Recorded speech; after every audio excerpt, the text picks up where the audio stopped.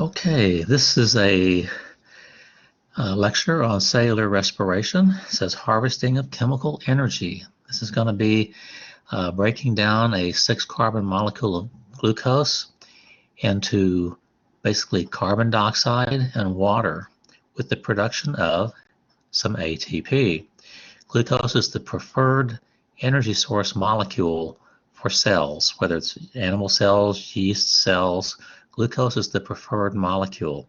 Even when you go into the hospital, if you're in a hospital and you need to stay there for a while, you need fluids, they'll put you on a 0.9% saline, which is isotonic to your plasma and your cells, but it's going to be a dextrose solution. Dextrose is the same thing as glucose to supply your cells with energy so you don't have to eat. Now, these pathways, this is a catabolic pathway, of course, because the glucose is being completely broken down. That's the destructive process, destructive event. So it's a catabolic pathway. And we're going to look into these parts of this catabolic pathway as we go through this set of slides. This is showing me a little pointer out here, an ecosystem here. Here's the raw materials for that plants are going to use. These are the raw materials for plants, carbon dioxide and water. And by capturing the energy from the sun in a process called photosynthesis, they make organic molecules that our cells use, and one of them is glucose. And they produce oxygen, which is released to the environment, which we breathe. Now, our cells use glucose, and the mitochondria helps to break it down completely into carbon dioxide and water, which is returned to the environment when we exhale. Well, the breaking down of that glucose makes ATP. And you see that ATP, it says, powers most cellular work, and also gives off heat. Right, when you break down ATP, part of that energy, the free energy, is used to make a bond, break a bond, or transport something across a membrane. And the rest is given off in the form of heat. That's why you get hot when you exercise. You're using energy to make your muscles contract, and you get hot because a lot of the energy is given off in the form of heat. The free energy for doing the muscle contraction, and the rest is given off in the form of heat. So we have this slide here. This shows how ATP is used in several ways. Transports the first one, moving things across the membrane. It can be used for muscle contractions, mechanical work, and it can be used for making bonds. It could also be used for breaking bonds, so it's got chemical work here also. And you see the end result is the ADP plus the inorganic phosphate that was split off, and then the energy was used to accomplish these tasks, as well as given off in the form of heat. ATP recycling, you remember the ATP is a reversible reaction. So here's ATP. Breaking it down is by hydrolysis, so there's the water that's used to break down ATP. It says energy for cellular work. Well, that's going to be the free energy plus the heat that's being given off. And you end up with adenosine diphosphate, and there's your inorganic phosphate. Now we're going to see that the cell has a way of capturing or acquiring energy to put this phosphate back on. And it says energy from catabolism, that's going to be in this case the breakdown of glucose, to put that phosphate back on, and there's your ATP being produced again. So it is a reversible reaction. It's used to supply energy, and it can be built back up for future use. Some terms. We already have an idea what oxidation and reduction are. We know oxidation is the loss of electrons, and we know that this happened when sodium and chlorine excuse me, were forming ions. Reduction, the gaining of electrons. So we'll see on the next slide how sodium is oxidized and chlorine was reduced to form the ions you see at the bottom of this picture. Now the reducing agent is the electron donor, the one that lost the electrons, and the oxidizing agent is the one that accepted the electrons. So let's look at the next slide. And here you can see how sodium went from neutral, where it had 11 protons and 11 electrons. You can count them all, there are 11 electrons there. And chlorine went from 17 protons and 17 electrons. Something happened. The outer energy shell was less than half filled on sodium, so it's going to tend to lose that electron. The outer energy shell on chlorine was almost full, 7 out of 8, so it's going to tend to gain. And that's what happened. You can see it on the next slide to form the ions. Here's your sodium ion. Now it has, remember, it's element number 11, but it only has 10 electrons. So 11 positive charges, 10 negative. Overall net charge is +1. Chlorine with 17, it has 17 protons and 17 electrons. Now it still has 17 protons, but now it's got 18 electrons. One more negative than positive charge, so it's -1. You see these ions, their outer shells are filled. So they're content now. And that's how they form ionic bonds, the charge attraction to make sodium chloride. Positives and negatives attract.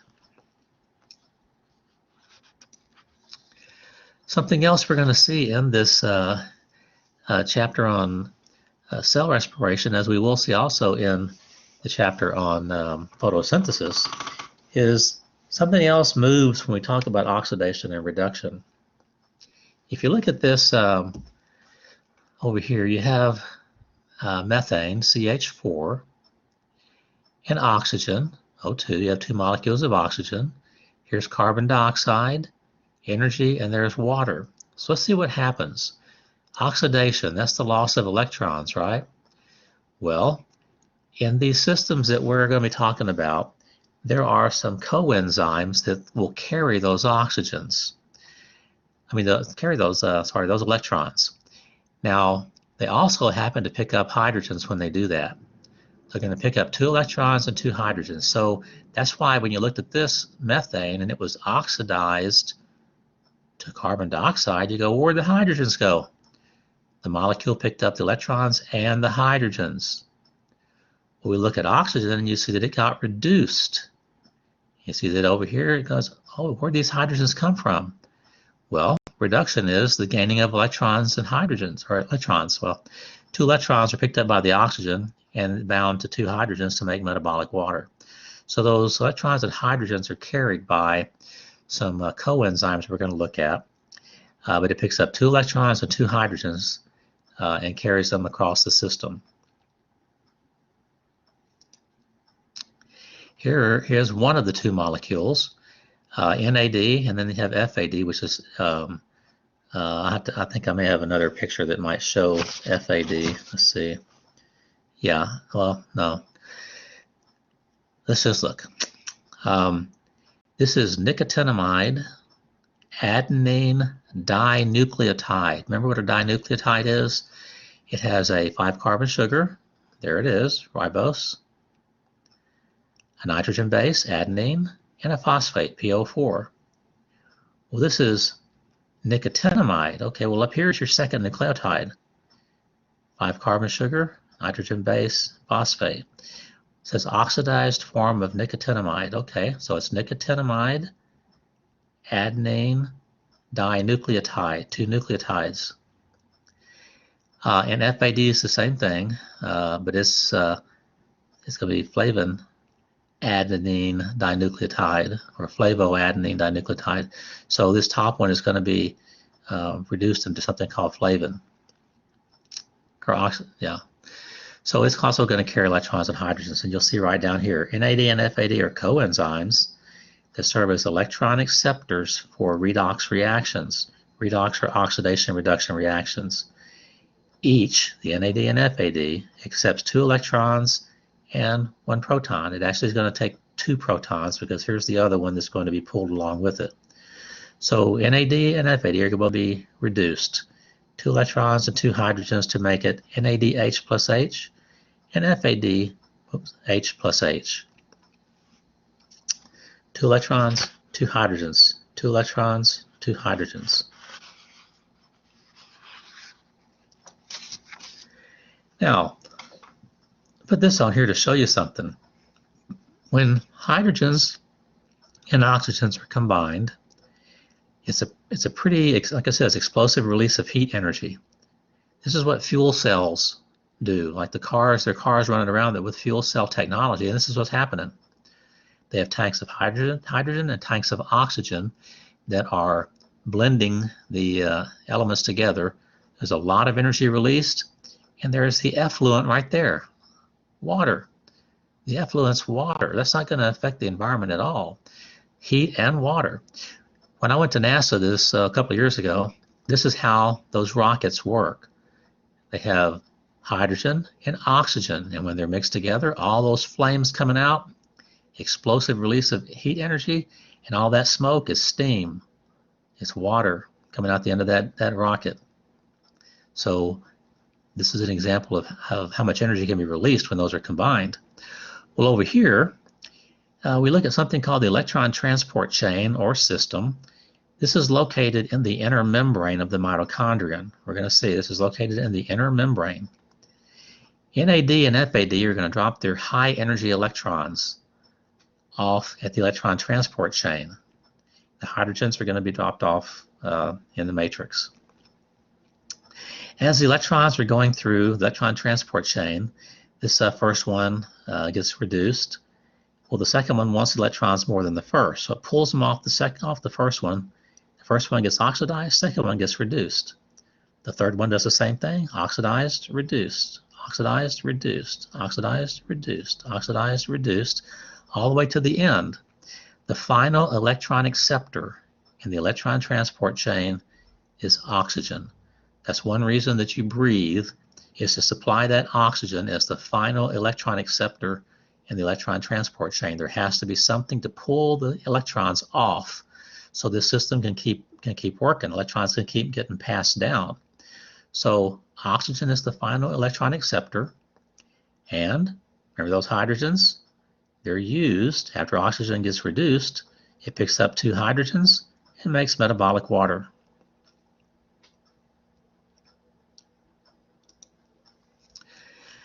So here are 5 of the 6 steps we're going to look at for cellular respiration. There's one right in the middle here. It's an if, and, or but, or does something happen or does something not happen? We're going to see that happen in just a minute. But there are 5 main portions of cellular respiration. So we're going to look at these 5 plus the one I told you in the middle here. First one is glycolysis, and so I'm going to show you an overview first, and then we're going to talk about glycolysis. We're going to see that glucose is broken down to 2 molecules of pyruvate. Okay, it happens in the cytoplasm. And then the pyruvate is going to enter into the mitochondrion. Some acetyl-CoA formation is going to occur, and then the resultant 2 carbon molecules are going to enter into the Krebs cycle, where some ATP has been made, substrate level ATP. Then all the NADs and FADs are going to go over here to the electron transport chain, and you're going to have a whole lot of ATP made. So we're going to look and see how all this happens.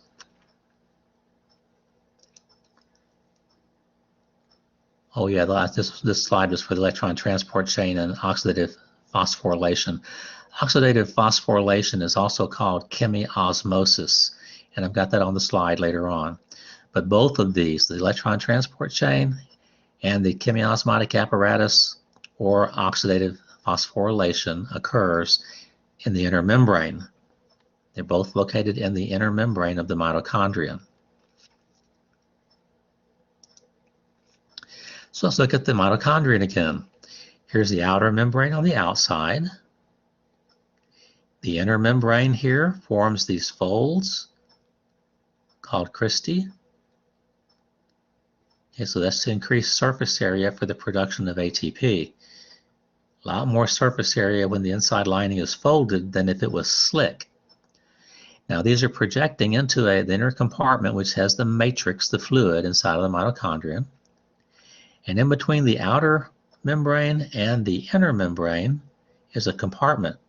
It's called the outer compartment or the inner membrane space. See, inner membrane compartment, or inner membrane space here is the same thing as this outer compartment.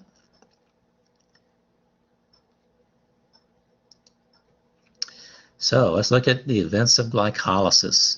This is telling us what's happening in the first part we talked about, glycolysis. Now, lysis means to split or to destroy. And glyco is for sugar. So it's going to be the splitting or the destruction of sugar. That's what glycolysis is all about. Now you can see it's anaerobic. Anaerobic means without oxygen. That means it does not use oxygen. It doesn't mean oxygen is not in the cytoplasm. It is. But this process of glycolysis does not use it. So glycolysis is anaerobic. Here it is, occurs in the cytoplasm of the cell. Okay.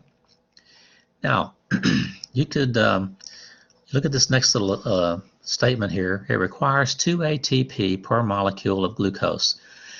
We're going to talk about 1 molecule of glucose.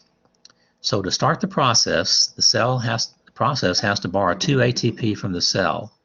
It's like borrowing money from a bank. The cell will have to pay those 2 back. Okay? So it has to get something to start the process. Just like when you turn the key in your car, it connects 2 wires together basically to let energy go through from the battery to your starter to turn your engine over to start your motor, right? Took some input. So 2 ATP is used to start glycolysis. So here's what you get at the end of glycolysis. Produces 2 NADH plus H, okay. Produces 4 ATP, that's gross. That's gross. You got to pay 2 back to the cell, so it's a net gain of 2. Gross is like if you have a check and you say, I make $1,000 a month. That's your gross. Your net is what they give you, like $800. And you go, well, where'd my other $200 go? Well, for your taxes and your insurance and stuff. So net's the take home. So it produced 4, but it's got to pay those 2 back that it borrowed up here. So it's a net gain of 2. And that 6-carbon molecule of glucose has been split into 2 3-carbon molecules of pyruvate. So I have this picture here. It's got three boxes, this light one, the middle shade, and the dark. So let's look at the top one. Energy investment. This means what does it take to start glycolysis? 2 ATP. That's the investment.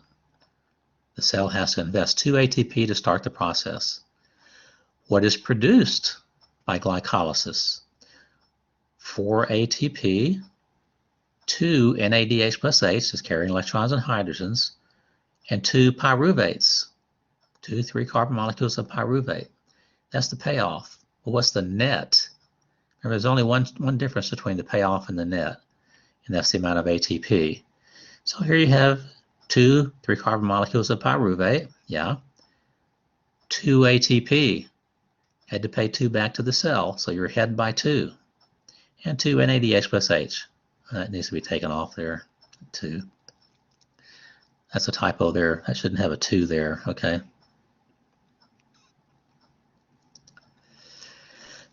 All right, here's one way to show it. I like this one because this reminds me of malt balls. These are carbons here. 6-carbon molecule of glucose. And it's just showing what I told you. It takes 2 ATP to start it. So here's the first one that's used. Some modifications here. Here's the second one that's used. It took 2 to start the process. A little further down, this 6-carbon molecule is split into 2 3-carbon molecules of something called phosphoglyceraldehyde. Chemistry has several words for this molecule. We'll see the other one in just a minute. But 2 pGals. Now, most books also will not show this happening twice. They'll just say 2 pGals. So let's look at the next picture. See, this is showing both of them, and the same thing's happening to both of them. Most books won't do that. They'll just show one and say everything's doubled, because from this point, everything is doubled.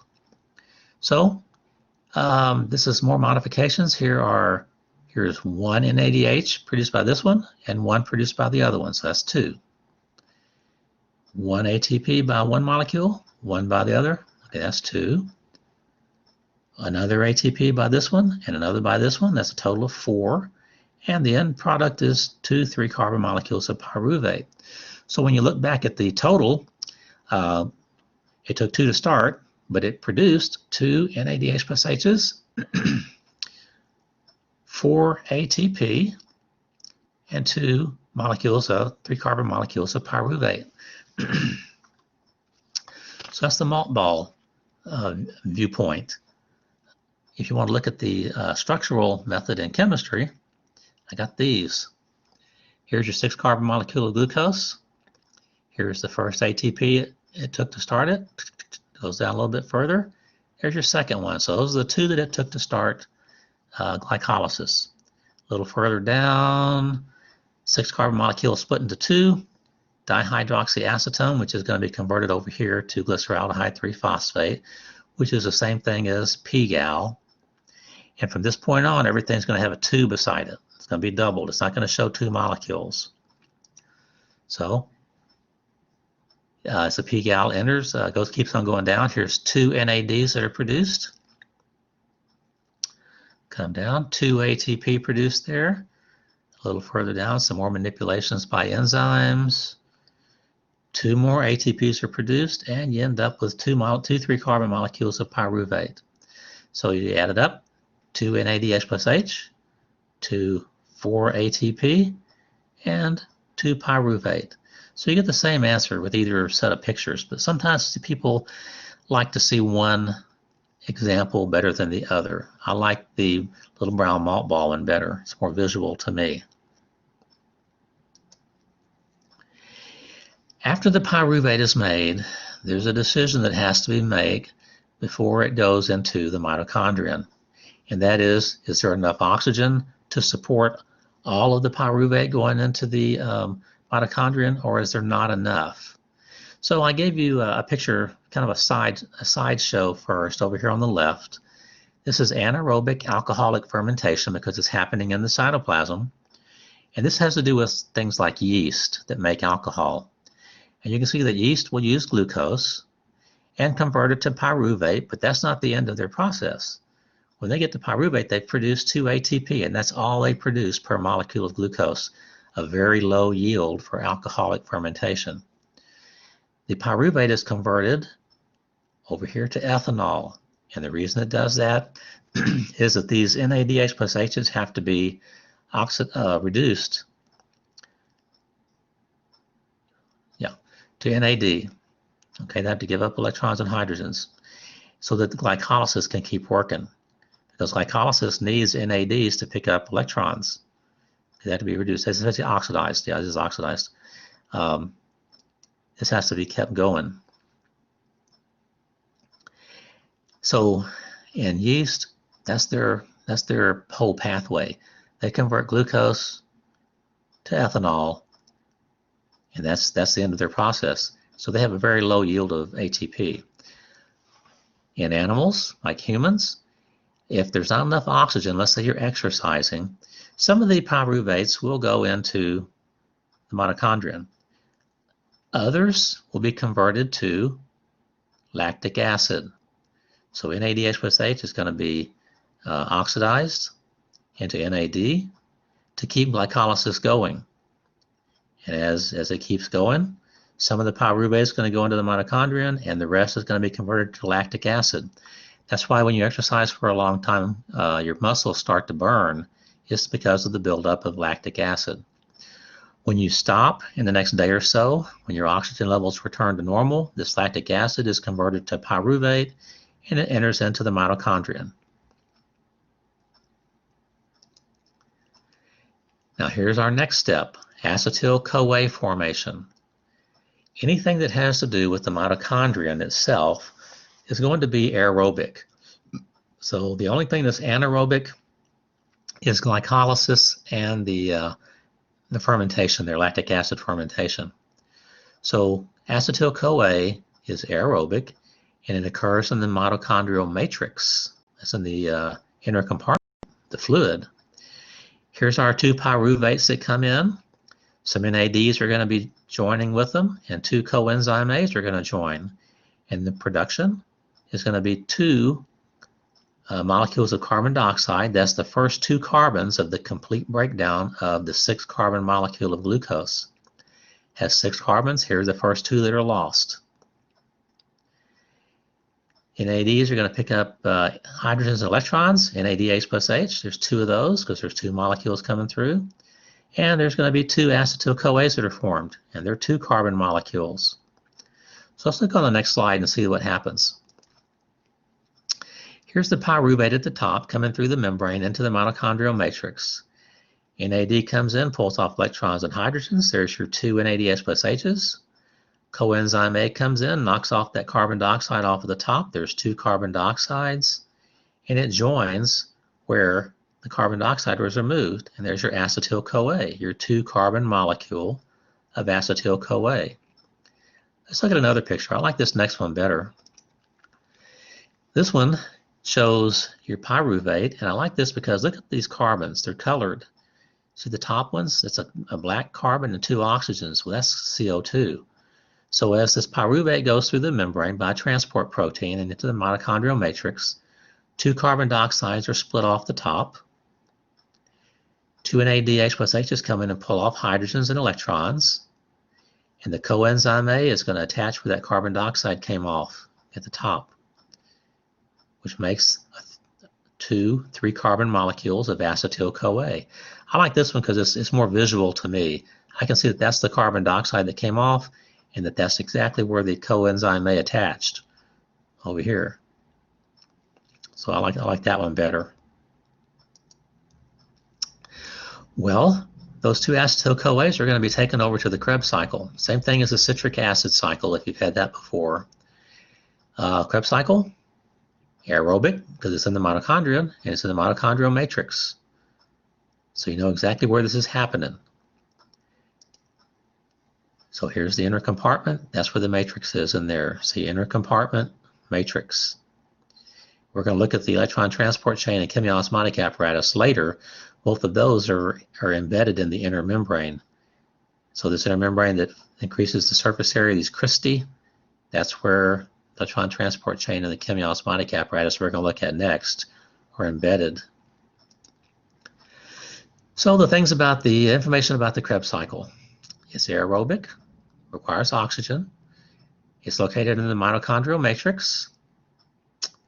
Each acetyl-CoA, of which there are 2, are transported into the Krebs cycle. So they both go into the Krebs cycle.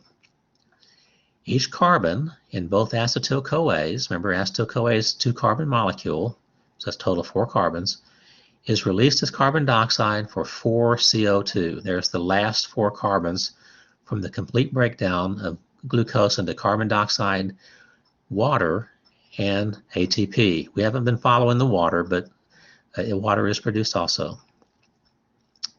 Also, in this process, when the acetyl-CoA goes through the Krebs cycle, besides producing 4 carbon dioxides, it also produces 6 NADH plus H's, 2 FADH plus H's, and 2 substrate level ATP. Substrate level means that enough energy was released between one molecule form and its altered form to put a phosphate back on an ATP. And we'll see that on the next slide. We don't show here is the 2 little brown balls here for acetyl-CoA coming in, but 2 joined to 4 makes 6, and there it is. Now, as it goes through the Krebs cycle, you see that there's some water made. Okay, it comes down. Ooh, here comes 2 NADs. There's 2 NADH plus H's right there. And the first 2 carbon dioxides. Some more enzymatic action. 2 NADs come in, pull off 2 more NADH plus H's. That's 2 more. And here's your next 2 carbon dioxides, 4. 2 here and 2 there, that's 4.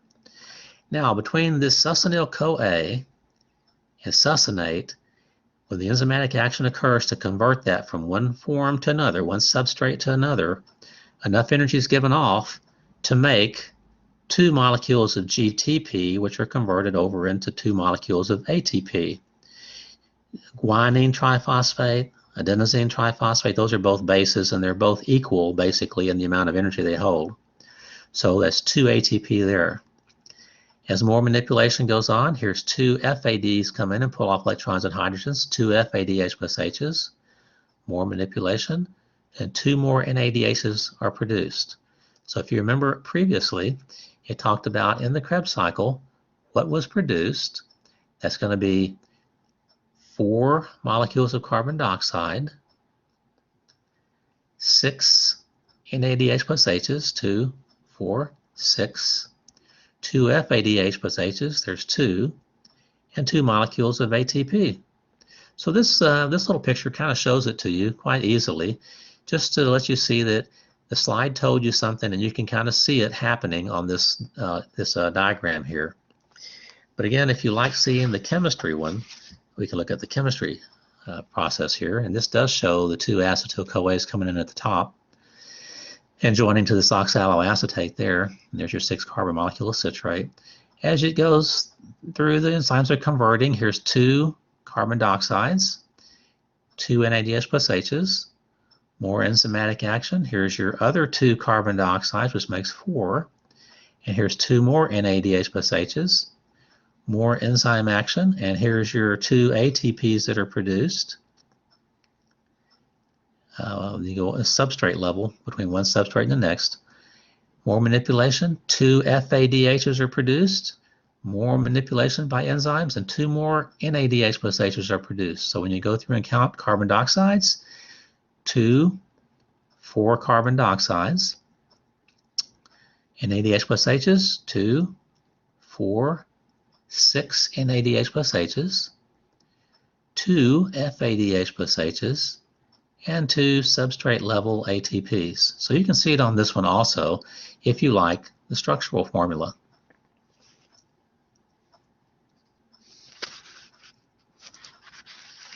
Now we're going to look and see what happens to those electrons and hydrogens that are picked up by NAD and FAD. All the NADs and FADs we're going to handle now. They're going to be sent over to the electron transport chain. Now remember, it's aerobic because it's in the mitochondria. It's located, or it's embedded in the inner membrane of the mitochondria, and those things called cristae. Remember, the inner membrane forms folds called cristae. That's where you're going to find the electron transport chain, in the cristae, the inner membrane of the mitochondria. Now, all those NADs, of which the total that we counted is going to be 10, and all the FADs, of which the total that we could count are going to be 2, are going to transfer their pairs of electrons to the electron transport system. Remember, each one of them is carrying 2. So let's look at something. Let's count the NADs and FADs. In glycolysis, here's 1, 2, okay. Acetyl-CoA formation, 3, 4. Krebs cycle, 5, 6, 7, 8, 9, 10 NADH plus H's. There's your 2 FADH plus H's. So you can account for all of those in what we've just covered.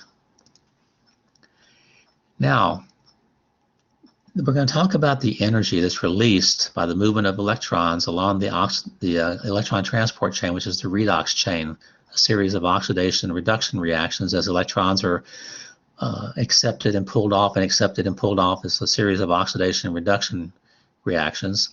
That energy is going to be used to pump hydrogens into the inner membrane space, creating an electrochemical gradient across the inner membrane.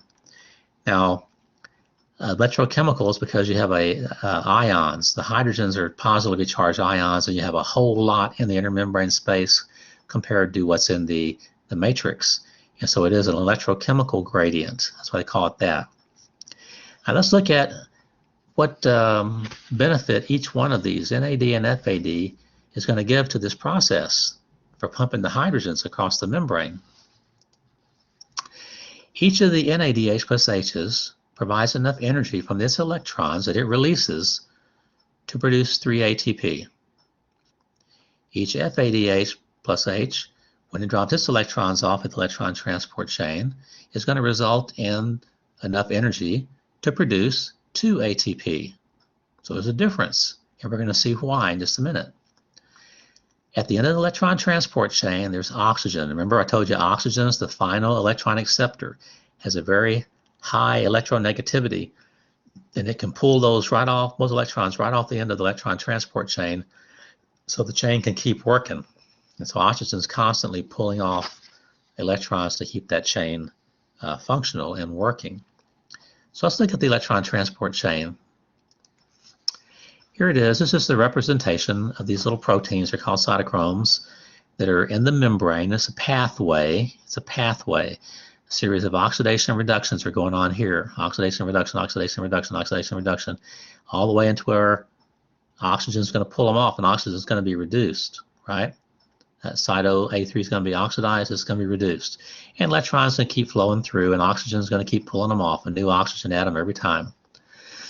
Well, NADH plus H drops its electrons and hydrogens off at the very top of the electron transport chain. FADH plus H drops it off a little bit further down. Between the top and this cytochrome Q, enough energy is released by the electrons to pump one hydrogen across the membrane, right there. Enough energy is released to pump one hydrogen into the intermembrane space. Each hydrogen that's pumped into the intermembrane space will result in the production of 1 ATP. So that's one hydrogen for 1 ATP. There's a second one for 2 and a third for 3. So NADH plus H is responsible for pumping 3 hydrogens into the intermembrane space, releasing enough energy to pump 3 hydrogens into the intermembrane space. FADH plus H lost that ability because it dropped its electrons further down. So the energy that's lost from these electrons can only pump 2 hydrogens across the intermembrane space. 2 hydrogens, 2 ATP per molecule of FADH plus H. That's why there was a difference in the ATP yield between the two on the previous page. Now this one is showing the electron transport chain that's embedded in the inner mitochondrial membrane. So this is the inner membrane here, the cristae. And this is the electron transport chain here.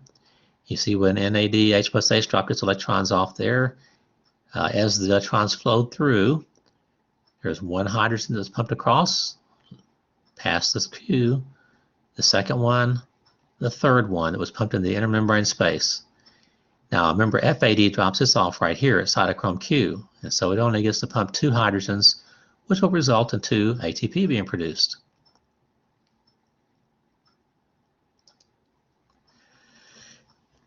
Now, chemiosmosis, the last part of this process. This is the oxidative phosphorylation. Phosphorylation is the addition of a phosphate to another molecule, and it's called the chemiosmotic apparatus, which is embedded in this inner membrane. So we look at what's happening. Hydrogen ions move through a channel protein, which is linked to ATP synthase. The chemiosmotic apparatus has an enzyme associated with it called ATP synthase. You know that an ASC ending is an enzyme ending. So let's read this enzyme backwards. An enzyme that synthesizes ATP. And that's what it does. It's going to get the phosphate and join it back to ADP to make ATP. So as hydrogen ions move into the matrix, okay, from the intermembrane space back into the matrix across that membrane, they're attracted to oxygen, which has been reduced by electrons from the electron transport system. Remember, it's the final electron acceptor. And those hydrogens are going to be attracted to that oxygen to produce water. It's metabolic water. Now, approximately 34 ATP are generated from each molecule of glucose in this manner. If you remember, there were 10 NADH plus H's. 10 times 3 is 30. That's a reduction of 30 ATP. There were 2 FADH plus H's, and each one produces 2. So 2 times 2 is 4. So that's where you get your 34.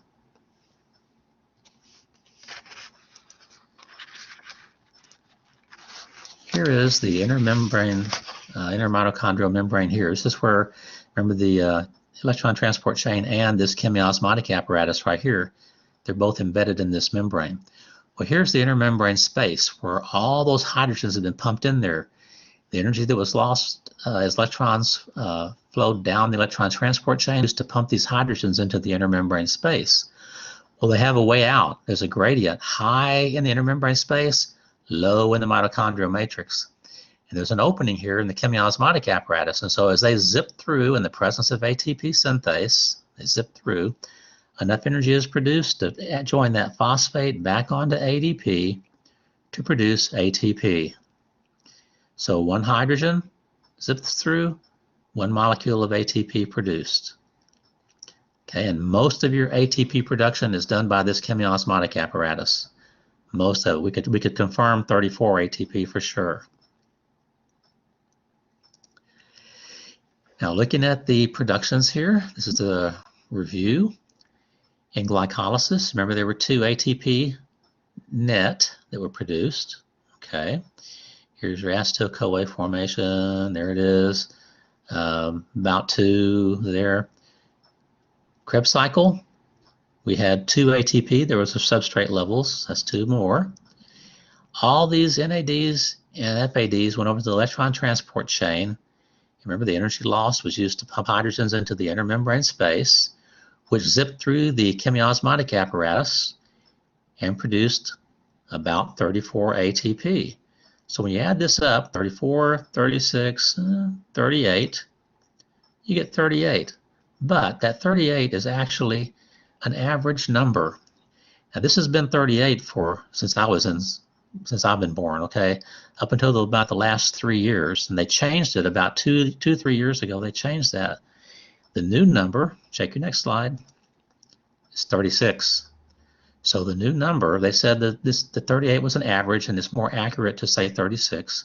Even though you can count all those that are produced, there's some mechanisms evidently that some cells use it and some don't use, and ATP is going to vary a little bit. So let's look at the review. Glucose is reduced to carbon dioxide. That's going to be 6 molecules of carbon dioxide for 6 carbons, and water in aerobic respiration. Approximately 36 ATP are gained by the oxidation of 1 molecule of glucose. That's the new number. If I ask you on a test how many ATP are produced per molecule of glucose, and I put 32, 34, 36, 38, or 40, the number is 36. The efficiency is 39 to 40%. That means that the energy that was captured from the breakdown of glucose, it captured about 39 to 40% of the energy stored in the bonds of that glucose molecule. Now, that might not seem like a whole lot, but plants only capture around 10% of the energy that falls on them from the sun to store in the bonds of their carbohydrates, their biomass. So the cell is quite a bit more efficient than plant cells are. This is just a schematic here. This is what most courses will tell you. This is all I've ever had right here. When I took biochemistry, we did the same pathway, except I had to draw it. And they told us too that proteins and lipids also have additions on the side, but we never even talked about them. We just started with glucose and went all the way down to carbon dioxide, water, and ATP production. That's it. I gave you a little final tally here. I kind of put this together. So in glycolysis, took 2 ATP to start, produced 4, the net was 2. There's your 2 NADH plus H's that were also produced in glycolysis. 2 NADH plus H's for the acetyl-CoA formation, 6 in the Krebs cycle of NADH plus H's, and 2 FADH plus H's, and then 2 GTP, which were converted to ATP. So we look at this, and we get the 2 ATP up here. There they are. The 10 NADH plus H's produce 30 ATP, enough energy from the 2 FADH plus H's to produce 4. And these 2 GTP were converted to ATP, so 34, 36, 38, but the new number again is 36. So remember, the new number of ATP that are produced from the complete breakdown of a 6-carbon molecule of glucose is 36 ATP.